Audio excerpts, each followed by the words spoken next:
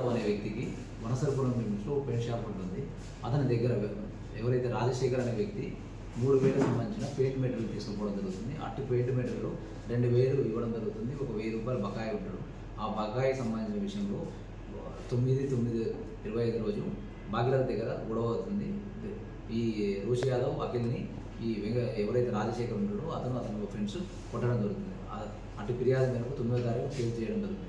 ఈ కేసు సంబంధించి ఫాలోఅప్లో ఎవరైతే అతనికి సపోర్ట్ చేస్తున్నారో వెంకటేష్కు సపోర్ట్ చేస్తున్న ఉద్దేశంతో వెంకటేష్ నిన్నటి రోజు అడ్డుకొని ఎవరైతే రాజశేఖర్ ఒక ఫ్రెండ్స్ అడ్డుకొని అతన్ని అదే కారులో తీసుకువెళ్ళి సందీప్ ఇంటి దగ్గర మరియు కొంతమంది వ్యక్తులు కలిపి దాడి చేయడం జరుగుతుంది. ఈ దాడి విషయం నిన్న కంప్లైంట్ పోలీస్ స్టేషన్ చేస్తే నిందితులపై ఎఫ్ఐఆర్ చేయడం జరుగుతుంది.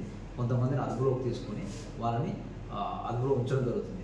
ఇట్టి విషయంలో ఈరోజు అసలు ఈ విషయానికి సంబంధం లేని ఒక వీడియోని సోషల్ మీడియాలో వైరల్ చేస్తూ ఈ గొడవలో గాంజా బ్యాచ్ అని చెప్పేసి ఒక వీడియో వైరల్ అవుతుంది.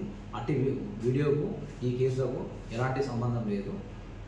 ఈ ఎవరైతే వ్యక్తులు ఉన్నారో ఈ వ్యక్తులని పోలీసు అదుపులోకి తీసుకొని చట్టపరమైన చర్య తీసుకోవడం జరుగుతుంది.